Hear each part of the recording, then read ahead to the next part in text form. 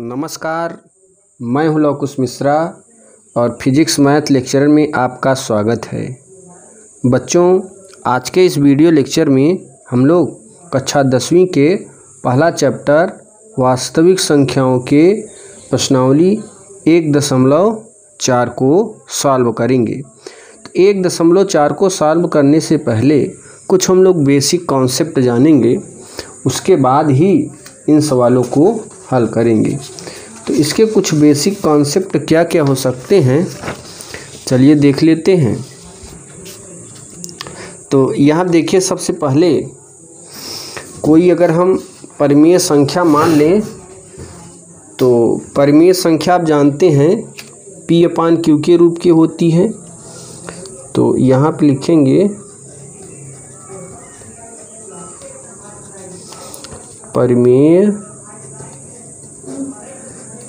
संख्या।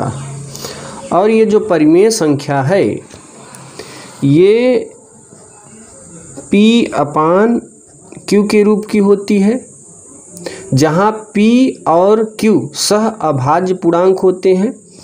तो यहाँ लिखेंगे जहाँ P और Q सह अभाज्य पूर्णांक, सह-अभाज्य पूर्णांक।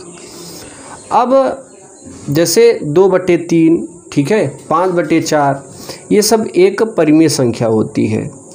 और यहाँ पे Q is not equal to 0, यानी Q के बराबर 0 नहीं होगा, तभी ये हमारा परिमेय संख्या कही जाएगी। अगर Q बराबर 0 हो जाता है तो वो जो राशि आती है वो अनिर्धारित राशि हो जाएगी। जैसे अब अभी आप 5 में अगर 0 का भाग देंगे तो ये क्या आ जाता है, अनंत, ठीक है। तो ये जो है अनिर्धारित राशियां हैं। अगर आप 0 में 5 का भाग देते हैं तो इसकी वैल्यू 0 आएगी, लेकिन 5 में 0 का भाग देंगे तो उसकी जो वैल्यू होगी वो इन्फिनिटी आती है। दूसरी चीज़, अगर आप 0 में 0 का भाग देते हैं तो इसकी वैल्यू कभी भी 0 के बराबर मत लिखिएगा, ये 0 के बराबर नहीं होता है। ये बहुत इंपॉर्टेंट पॉइंट है।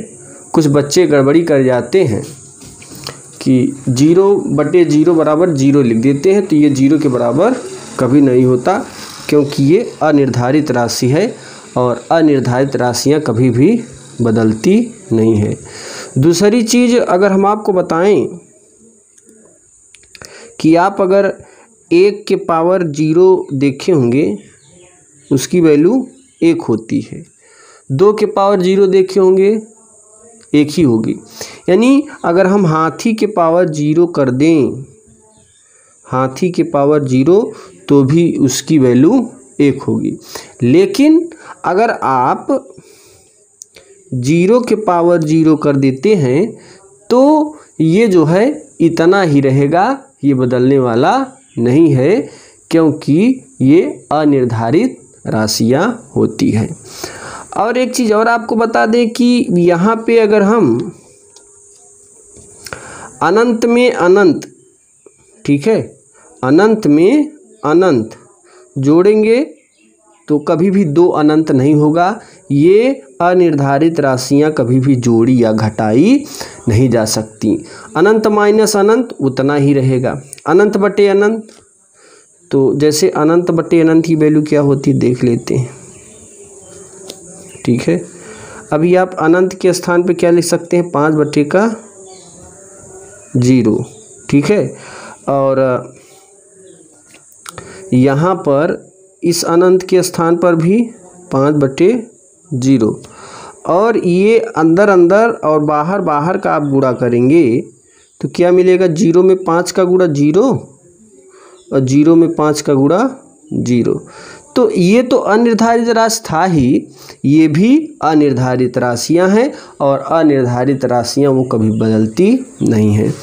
अब हम बात करते हैं कि यहाँ पे जो परिमेय संख्या हम बता रहे हैं, इसके जब आप जैसे 1 में 2 का भाग देते हैं तो 1/2 एक परिमेय संख्या है, और जब 1 में 2 का भाग देंगे तो 0.5 आएगा। अब जो है यह 0.5 एक दशमलवांक भाग है, एक दशमलव, यानी उसमें दशमलव आएगा। अब इस दशमलव के 2 भाग होते हैं। एक तो आप जानते हैं कि किसी भी अंक में आप भाग देते हैं तो पूर्ण रूप से कट जाता है, लेकिन कभी आप भाग देते हैं तो वो बारी बारी से वही चीज़ अंक जब प्राप्त हो तो उसके 2 भाग होते हैं दशमलवांक के। एक तो होता है हमारा शांत आवृत्ति, एक होता है शांत आवृत्ति, और एक होता है अशांत आवृत्ति।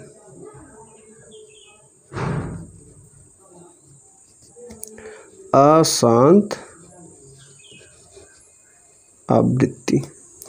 अब हम जान लेते हैं कि इसमें जो शांत आवृत्ति है वह क्या होती है, अशांत आवृत्ति है वह क्या होती है।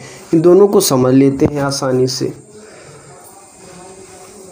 तो इसमें देखिए प्यारे बच्चों, यहाँ पर जैसे हम एग्जाम्पल ले लें शांत आवृत्ति के लिए, इसके लिए एग्जाम्पल लें। 3 में आप 5 का भाग देते हैं तो कितना आएगा, 5 छंग 30, 0.6, ठीक है ना। अब देखिए इसको हम जरा, आप लोग कक्षा 1-2 में इस तरीके का भाग दिए होंगे। यहाँ पे 3 रख देते हैं, यहाँ पे 5। अब यहाँ 3 है, यहाँ 5 है, तो ये कम है ये ज़्यादा है, तो हम क्या ले जाएंगे, दशमलव बार। और जब 1 दशमलव यहाँ बढ़ाएंगे तो 3 जीरो हम बढ़ा सकते हैं बारी बारी से।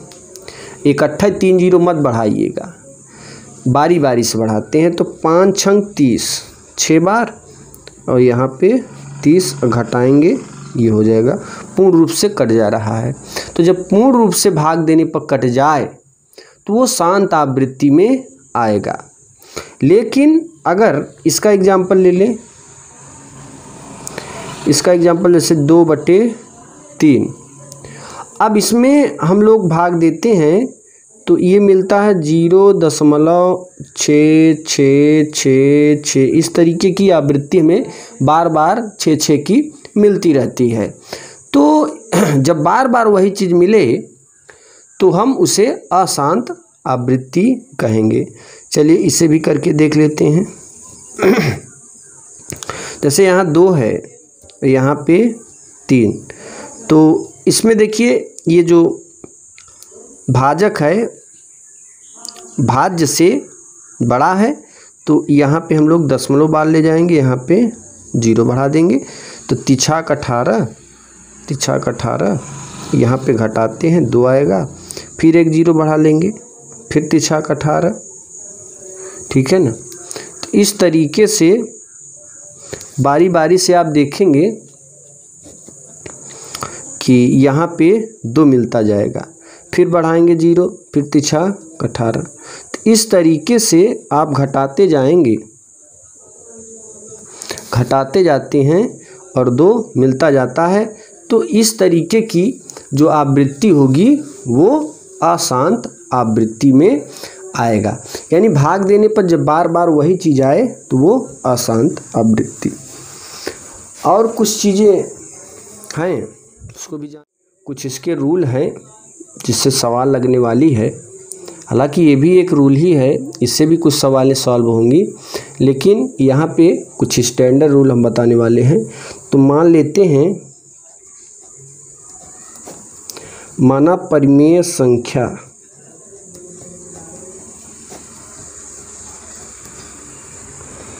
x बराबर P/Q, यदि Q के अभाज्य गुणनखंड, यदि Q के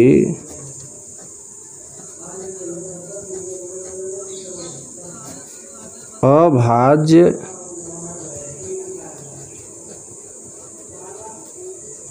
गुणनखंड 2 के घाते n इंटू 5 के घाते n के रूप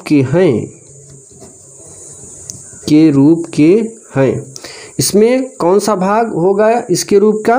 q वाला, यानी हर वाला भाग के रूप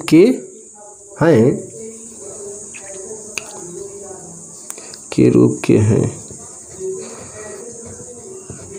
तथा n और m ऋणोत्तर पूर्णांक हैं। स्मॉल n तथा m एक ऋणोत्तर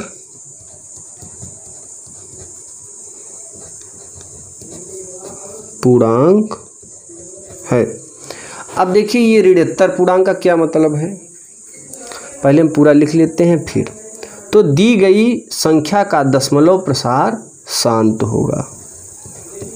तो दी गई संख्या का दशमलव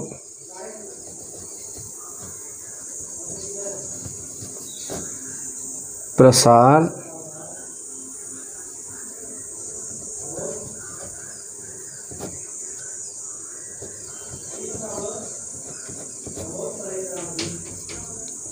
शांत होगा। अब इसमें हम लोग ऋणोत्तर पूर्णांक के बारे में समझ लेते हैं।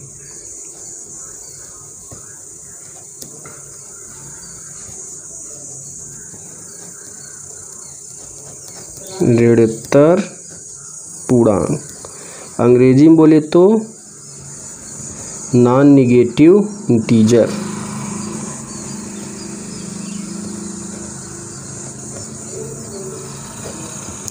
अब ये जो ऋणोत्तर पूर्णांक है इसका क्या मतलब है? तो नॉन नेगेटिव आप देख रहे हैं, मतलब जो ऋणात्मक में ना हो वही एक ऋणोत्तर पूर्णांक होगा। जैसे 0, 1, 2, 3, 4, 5 ... तो ये जो मिलेगा, ये जो आपको संख्या दिखाई पड़ेगी 0, 1, 2, 3, 4, 5, ये आपका नॉन नेगेटिव इंटीजर है। यानी अगर 2 के घात n और 5 के घात m में 0, 1, 2, 3, 4, 5 आपको दिख जाए और केवल हर में यानी q के भाग में केवल हर में 2 के घात 0, मतलब ये जो दिखना चाहिए यही दिखना चाहिए, और 2 दिखना चाहिए 5, और उसकी घात कितना दिखना चाहिए ये। इसके अतिरिक्त अगर कोई भी आपको संख्या दिखाई पड़ेगी तो वह जो है वह शांत नहीं होगा, तब क्या हो जाएगा? अशांत आवृत्ति हो जाएगा। तो यहाँ पर ये हमारा जो बेसिक कॉन्सेप्ट है वो यहीं पे एंड होता है। तो अब हम लोग प्रश्नावली को स्टार्ट करते हैं।